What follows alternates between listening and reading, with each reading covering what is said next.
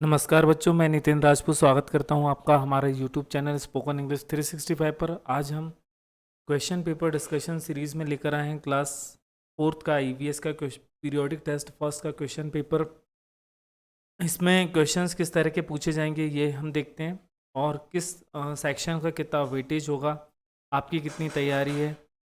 Don't forget to subscribe our channel. यदि अभी तक आपने हमारा चैनल सब्सक्राइब नहीं किया है तो हमारे चैनल को सब्सक्राइब कर लें, ताकि आपको लेटेस्ट वीडियो की जो लिंक है वो आपको पता चल जाए। इन दिस सीरीज़ आप क्वेश्चन डिस्कशन, चलिए स्टार्ट। ये जो है हमारा सैम्पल क्वेश्चन पेपर है। जैसा कि आप जानते हैं कि और exam is schedule in September. आपका जो एग्जामिनेशन है पीरियोडिक टेस्ट 1 वो सेप्टेम्बर के एंड में होगा। तो उसका आपको तैयारी कैसी करनी है और आपकी तैयारी कितनी है। एज़ पर द बाइफरफिकेशन, जैसा कि आपको मालूम होगा कि किस पार्ट के कितने नंबर मार्क्स होते हैं, वो आपने थर्ड क्लास में ऑलरेडी एग्ज़ाम दे चुके हैं, तो आपको मालूम होगा कि जो हमारा क्वेश्चन पेपर है वो 4 पार्ट्स में डिवाइड होता है। पहला पार्ट होता है कॉम्पिटेंसीज के आधार पर 4 पार्ट में डिवाइड होता है। पहला पार्ट होता है ऑब्जर्वेशन एंड रिपोर्टिंग, मतलब इसमें ये जो पार्ट होता है ये पिक्टोरियल होता है। पिक्चर जो है वो आपको दी जाती हैं और पिक्चर देखकर आपको उनके बारे में लिखना पड़ता है। इट विल कैरी 10 मार्क्स, ये 10 मार्क्स का होगा। आइडेंटिफिकेशन क्लासिफिकेशन, मतलब इसमें आपको अलग अलग करना होगा, ये होगा आपका 15 मार्क्स का। और आपको डिस्कवरी ऑफ फैक्ट का जो टॉपिक होगा, जो कॉम्पिटेंसी होगी, वो 15 मार्क्स की। इस तरह से टोटल आपका जो क्वेश्चन पेपर होगा वो 40 मार्क्स का होगा।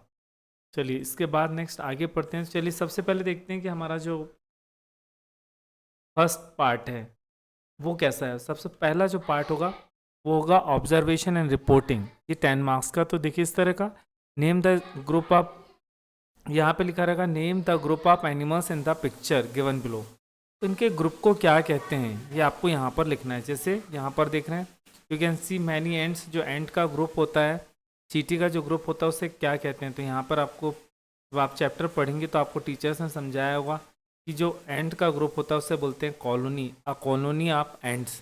यहाँ देखिए हनी बीज है, हनी बीज का जो ग्रुप है उसे भी अपन क्या कह सकते हैं, कॉलोनी कह सकते हैं, या सॉर्म भी कह सकते हैं, सॉर्म ऑफ बीज या कॉलोनी ऑफ बीज। यहाँ पे देखिए क्या दिख रहा है आपको, शीप दिख रही हैं। जो शीप है, शीप की जो झुंड होता है, भीड़ होती है, उसको ग्रुप होता है, उसको बोलते हैं हर्ड। ये मोस्टली क्या होता है, जो वाइल्ड एनिमल्स होते हैं उनका जो ग्रुप होता है उनके लिए जो शब्द यूज़ करते हैं हर्ड। तो वाइल्ड एनिमल का ग्रुप रहेगा उसके लिए आपको हर्ड वर्ड का यूज़ करना होता है। यहाँ पर देखिए जो एलिफेंट है, एलिफेंट का भी जो झुंड होता है, ग्रुप होता है, उसे भी हम, उसके लिए भी हम कौन सा वर्ड यूज़ करेंगे, HERD, heard. Heard, a herd of elephants. अब इस तरह यहाँ देखिए बर्ड्स होते हैं, जो बर्ड्स होते हैं उनके लिए याद रखिए कि जो बर्ड्स का जो ग्रुप होता है उसके लिए हम वर्ड यूज़ करते हैं flock, a flock of birds, flock word का यूज़ करेंगे। अब यहाँ पे देखिए ये मंकीज़ हैं, तो मंकीज़ का जो ग्रुप होता है उसे हम ट्रूप कहते हैं, TROOP, a troop of monkeys. अब आपके लिए क्वेश्चंस है, आपको फाइंड आउट करना है कि जो फिश होती हैं, फिश के ग्रुप को क्या कहते हैं। मान लीजिए बहुत सारी फिश होती हैं, उसके ग्रुप को क्या कहते हैं वो आपको हमें बताना है। याद रखिए फिश के ग्रुप को वही कहते हैं जहाँ पर आप रोज़ पढ़ने जाते हैं, उसका जो नाम है वही फिश के ग्रुप का नाम होता है। ये I have supplied you a hint, मैंने आपको एक हिंट सप्लाई कर दी है। इसके बाद नेक्स्ट जो है क्वेश्चन आता है इस तरह का, एक्सप्लेन द फॉलोइंग टर्म। ये जो टर्म्स दिए हैं इनको आपको एक्सप्लेन करना होगा। जैसे वलम, यहाँ पे लिखा हुआ है वलम। तो वलम क्या होता है, small boat used in Kerala. Vallam क्या होती है, बोट का नाम है। Vallam is a small boat, it is used in Kerala to reach school. मतलब बच्चे जो है इसका यूज़ स्कूल पहुंचने के लिए और अदर काम के लिए यूज़ करते हैं। ये आप फर्स्ट चैप्टर जब पढ़ेंगे, यदि आपने चैप्टर को अच्छे से पढ़ा होगा तो आपको पूरी चीज़ें बन जाएंगी। अब यहाँ पे पुल्ली, पुल्ली क्या होती है, तो पुल्ली क्या क्या होती है उसको देखने के लिए सबसे पहले हमें आपको दिखाना पड़ेगा पिक्चर। ये देखिए pulley, pulley there is a wheel, इसमें जो पुल्ली होती है इसमें एक व्हील होता है। ये देखिए यहाँ पे ये जो दिख रहा है आपको, इसको व्हील कहते हैं। So in pulley there is a wheel और it is attached to a rope, एक रोप से, रस्सी से और चेन से एक अटैच होता है, जिसे हम केबल कहते हैं। ठीक है, ये आपका जो व्हील, जो पुल्ली है वो है उसके बारे में। इसके बाद जो नेक्स्ट सेक्शन है आपका वो है आइडेंटिफिकेशन एंड क्लासिफिकेशन। मतलब इसमें यहाँ पर क्या है, a picture has been given from your book, आपकी जो बुक होगी उस वहाँ से एक पिक्चर दिया गया है और उसी पर बेस्ड एक कुछ क्वेश्चंस आपसे पूछे जा रहे हैं। पहला क्वेश्चन है यहाँ पर, are these animals looking funny, क्या ये एनिमल्स फ़नी दिख रहे हैं? तो आपका आंसर होगा yes they are looking funny. क्यों दिख रहे हैं? बिकॉज इनके जो ईयर्स हैं वो एक्सचेंज हो गए हैं। ठीक है, यहाँ पे एलिफेंट के ईयर जो है वो चेंज होकर किसी और एनिमल के ईयर्स हैं, तो ये फ़नी दिख रहे हैं।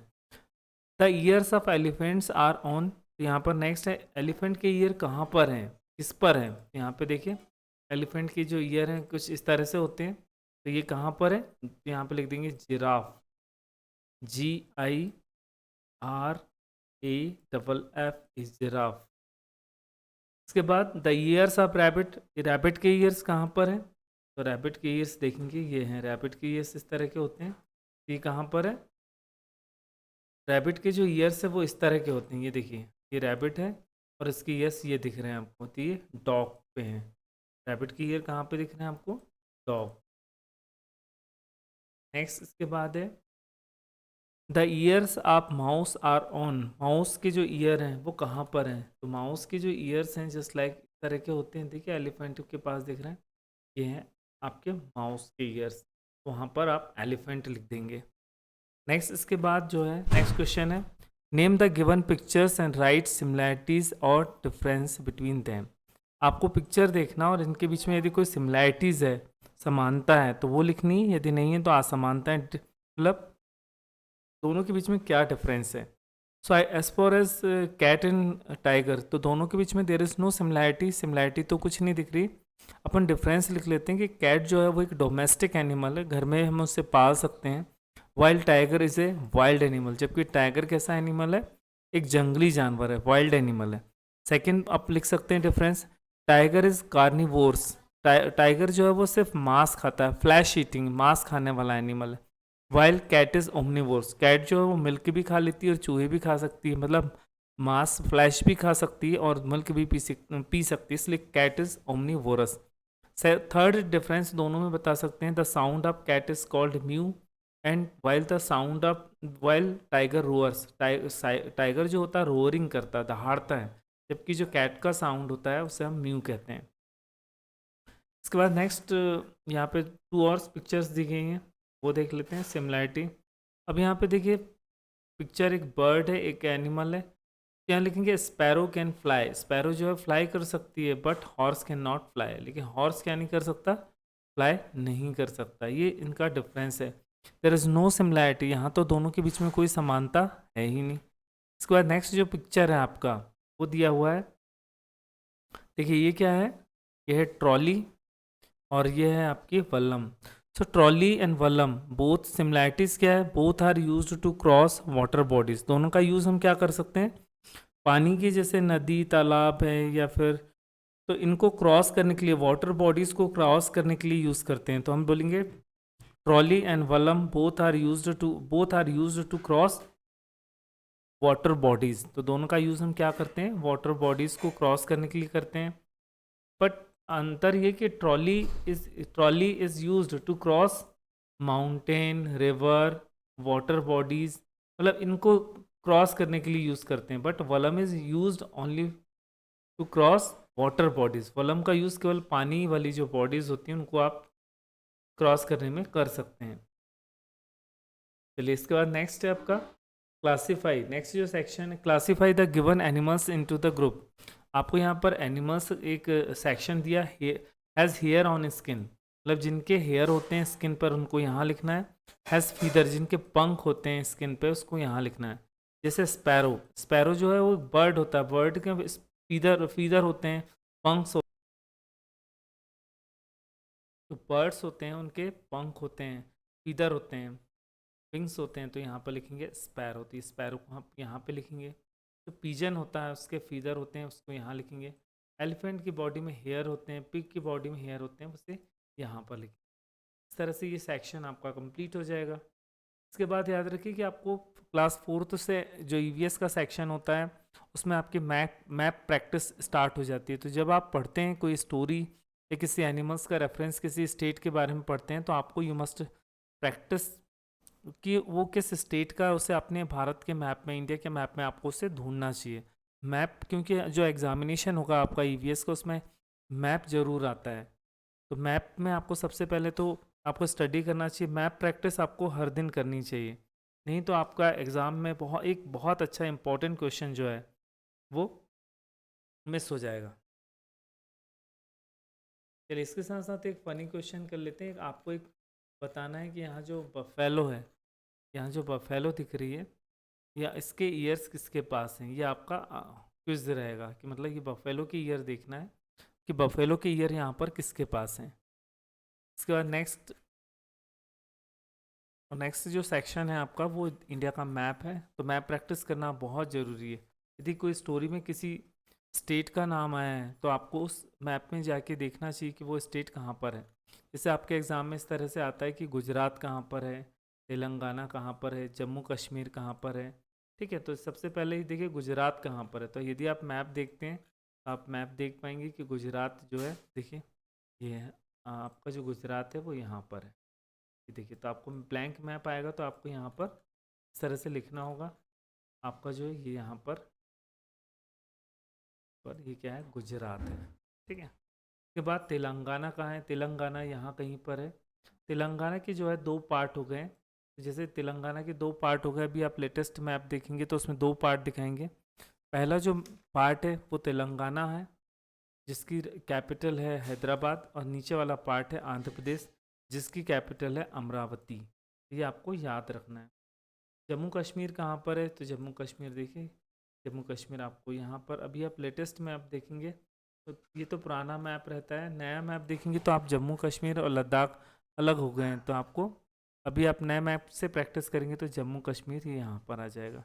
ये देखिए यहाँ पर ये तेलंगाना है, ये पहले एक ही स्टेट हुआ करता था, तेलंगाना आंध्र प्रदेश। ये देखिए अभी अलग हो गया, तेलंगाना जो है ऊपर, इसकी कैपिटल है हैदराबाद, यह है आंध्र प्रदेश और इसकी कैपिटल है अमरावती। तो ये भी आपको प्रैक्टिस करना ज़रूरी है।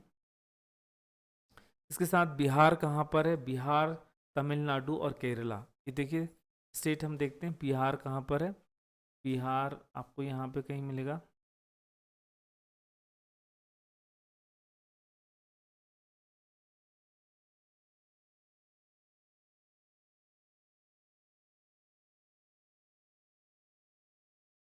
ये देखिए बिहार, ये है बिहार।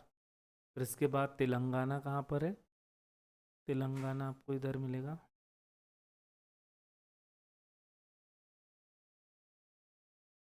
ये कौन सा कैपिटल था, बिहार, तमिलनाडु था, सॉरी, तमिलनाडु एंड केरला। केरला तो आपको इधर मिल जाएगा, तमिलनाडु इधर मिलेगा, ये है आपका तमिलनाडु और केरला।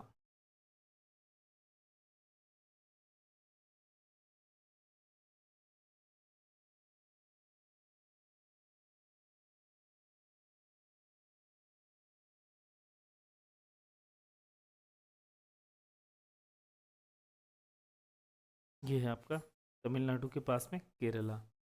ये देखिए, तो आपको मैप प्रैक्टिस पूरी करना होगा, जहाँ पे इम्पोर्टेंट जो हमारे स्टेट हैं सबकी प्रैक्टिस करना आपके लिए ज़रूरी है, तभी आपका क्वेश्चन पेपर आप पूरा सॉल्व कर पाएंगे।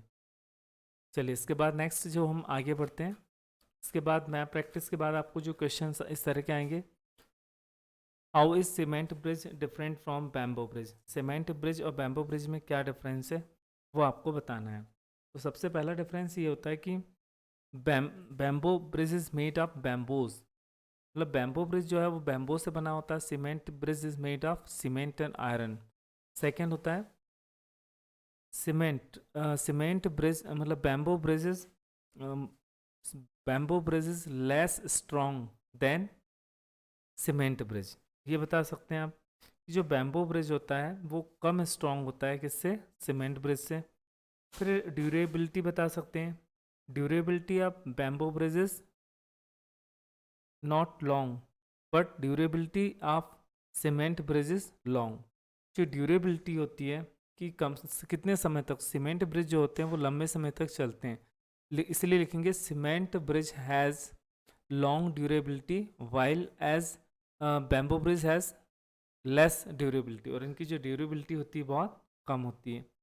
अब इसके बाद नेक्स्ट जो क्वेश्चन आपका अब दिया हुआ है, why do animals need year? तो एनिमल्स को ईयर्स की ज़रूरत क्यों होती है? तो यहाँ पर लिख सकते हैं animals need ear to detect sound, sound की पहचान करने के लिए, to keep them cool as elephant, जैसे एलिफेंट के जो ईयर्स होते हैं दे वॉक लाइक फैंस, वो फैन के जैसे काम करते हैं तो वो उन्हें कूल रखते हैं। या मेन जो काम होता है ईयर्स का, ears help animals to hear the sound of predators, predators मतलब शिकारी जो उन्हें मारना चाहते हैं, उनका साउंड उन्हें सुनने में हेल्प करते हैं।